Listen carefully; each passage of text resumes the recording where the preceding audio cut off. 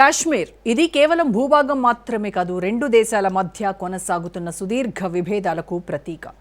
పాకిస్తాన్ ప్రధాని షెహబాజ్ షరీఫ్ చేసిన కాశ్మీర్ పాకిస్తాన్కు జీవనాడి, ఒకరోజు అది తప్పక పాకిస్తాన్లో భాగం అవుతుంది అన్న వ్యాఖ్యలు ఇప్పుడు మరింత చర్చనీయాంశంగా మారాయి. అయితే ఆ మాటల్లో నిజమెంత? వాస్తవ పరిస్థితులేంటి? దీనిపై భారత ప్రభుత్వం ఎలాంటి స్పష్టమైన ప్రతిస్పందన చూపుతోంది? పీఓకేని సరిగ్గా చూసుకోవడం రావడం లేదు. పాక్ ప్రధానిపై ఒమర్ అబ్దుల్లా సెటైర్లు. దక్షిణాసియా రాజకీయాల్లో కాశ్మీర్ అనేది ఒక భూభాగం మాత్రమే కాదు, అది రెండు దేశాల మధ్య కొనసాగుతున్న దీర్ఘకాలిక విభేదానికి ప్రతీక. భారతదేశం పాకిస్తాన్ విడిపోయిన నాటి నుంచి ఈ అంశం తరతరాల నాయకుల నోట వినిపిస్తూనే ఉంది. కాలం ఎంత మారినా, ప్రపంచ రాజకీయాలు ఎంత ముందుకు వెళ్లినా కాశ్మీర్ విషయమై పాకిస్తాన్ చేసే ప్రకటనలో మాత్రం మార్పు కనిపించదు. ఇటీవల పాకిస్తాన్ ప్రధాని షెహబాజ్ షరీఫ్ చేసిన వ్యాఖ్యలు మరోసారి ఈ పాత వివాదాన్ని తాజా చర్చకు తెచ్చాయి.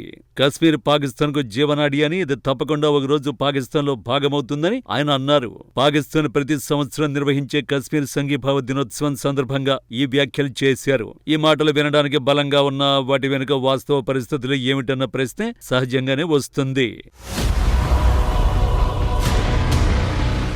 పాకిస్తాన్ నాయకత్వం కశ్మీర్ను ఒక భావోద్వేగాంశంగా ప్రజల ముందు ఉంచుతుంది. దేశంలో ఏ ప్రభుత్వమైనా, ఏ పార్టీ అధికారంలో ఉన్నా కశ్మీర్ అంశాన్ని తెరపైకి తెచ్చి ప్రజల దృష్టిని ఇతర సమస్యల నుంచి మళ్లించడం అక్కడి రాజకీయాల్లో ఓ అలవాటుగా మారింది. ఇంట్లో గొడవలుంటే బయట వాళ్లపై నిందలు వేయడం అన్నట్లు పాకిస్తాన్ రాజకీయాలకి ఇది చాలా వరకు సరిపోతుంది.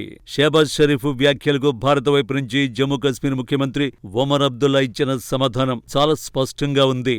ఆయన పాకిస్తాన్ వద్ద ఇప్పటికే ఉన్న ఆక్రమిత జమ్మూ కశ్మీర్ ప్రాంతాన్ని సరిగ్గా పాలించలేకపోతున్నారని, అలాంటి వారు భారత్లో ఉన్న కశ్మీర్ను తీసుకుని ఏం చేస్తారంటూ ప్రశ్నించారు. ఇది కేవలం వ్యంగ్యం కాదు, ఒక కఠినమైన వాస్తవాన్ని గుర్తు చేసిన వ్యాఖ్య.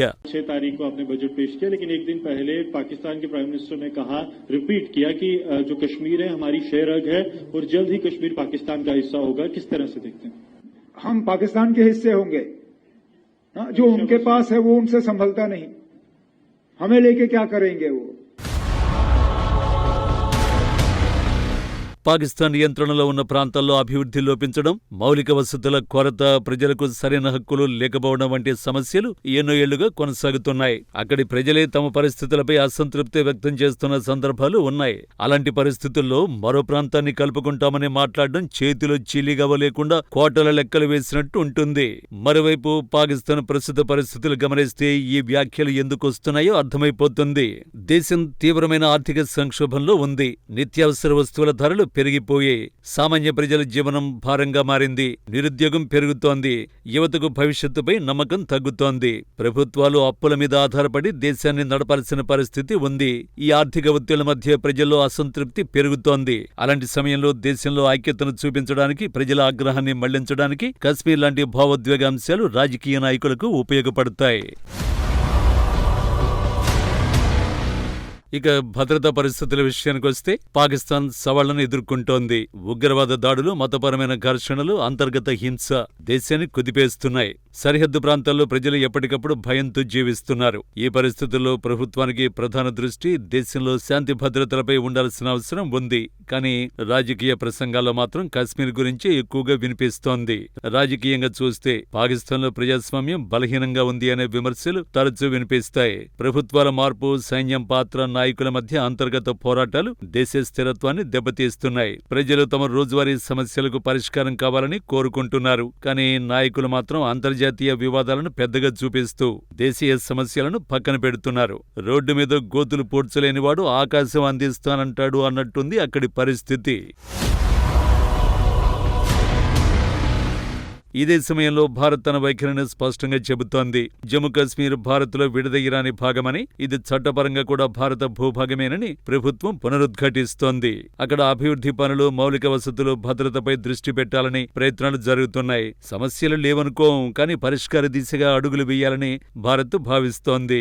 మొత్తంగా చూస్తే కశ్మీర్ అంశం పాకిస్తాన్ రాజకీయాలకు ఒక ఆయుధంలా మారింది. ప్రజల భావోద్వేగాలను రెచ్చగొట్టి దేశంలో ఉన్న అసలు సమస్యలను కప్పిపుచ్చే ప్రయత్నం జరుగుతోంది. కానీ కానీ కాలం మారుతున్న కొద్దీ ప్రజలు కూడా ప్రశ్నలు వేయడం ప్రారంభిస్తున్నారు. దేశాభివృద్ధి ఎక్కడా, ఉద్యోగాలెక్కడా, భద్రత ఎక్కడా అనే ప్రశ్నలు ఇప్పుడు పాకిస్తాన్ ప్రజల్లో ఎక్కువగా వినిపిస్తున్నాయి.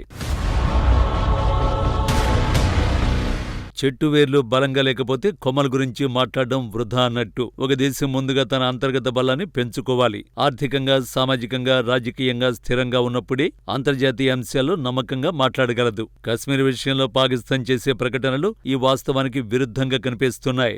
చివరికి చెప్పాల్సింది ఒక్కటే, కశ్మీర్ సమస్య మాటలతో పరిష్కారమయ్యేది కాదు. ప్రజల శాంతి, అభివృద్ధి, భద్రతే అసలైన లక్ష్యం కావాలి. రాజకీయ నాయకులు భావోద్వేగాల కన్నా వాస్తవాలను చూడాల్సిన సమయం వచ్చింది. లేకపోతే ఈ వివాదం మాటల యుద్ధంగా కొనసాగుతూనే ఉంటుంది. బాధపడేది మాత్రం సామాన్య ప్రజలే.